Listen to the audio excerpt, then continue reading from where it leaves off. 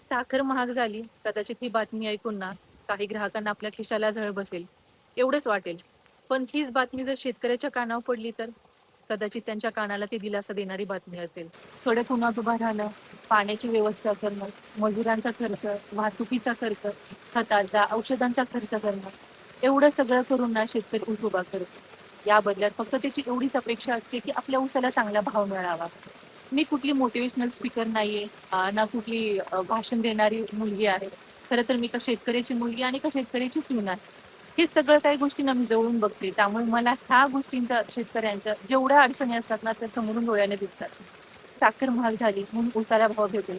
पण असं प्रत्येक पिकाबाबत शेतकऱ्यांचं होतंय का? सोयाबीनला भेटतोय भाव, कांद्याला भाव भेटतोय का? हा सगळा खरं तर विचार करायला हवा. शहरात राहणाऱ्या लोकांना वाटतं की ह्या गोष्टी महाग झाल्या, त्या गोष्टी महाग झाल्या. पण त्या लोकांना असं वाटलं पाहिजे की यामागे कुठेतरी शेतकऱ्यांचा खूप मोठं कष्ट आहे. प्रामाणिक आणि तेही प्रामाणिक कष्ट आहे. उन्हातान्हात सगळीकडे राबणे हे फक्त एका शेतकऱ्यालाच माहीत असतं. कापूस पिकवला तरी चिंता, सोयाबीन पिकवला तरी चिंता, कांदा पिकवला तरी चिंता, पाऊस वेळेवर पडला तरी चिंता आणि पाऊस नाही पडला तरी त्याची चिंता. परत ह्या सगळ्या गोष्टी एवढं सगळं सोडून त्या गोष्टी बाजारात नेऊन त्याला योग्य भाव भेटेल की नाही याची चिंता.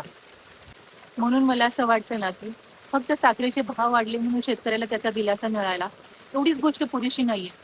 त्याच्या प्रत्येक गोष्टी त्यांनी जे काही शेतात पिकवले त्याला योग्य भाव मिळावा हेच प्रत्येक शेतकऱ्याची अपेक्षा असते.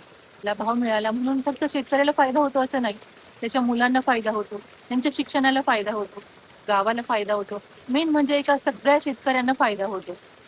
खरं तर ना शेतकऱ्याच्या प्रत्येक पिकाला भाव मिळाला तरच त्याच्या खऱ्या आयुष्यात गोडवा आहे. असं तुम्हालाही वाटतं का? मला कमेंटमध्ये नक्की सांगा.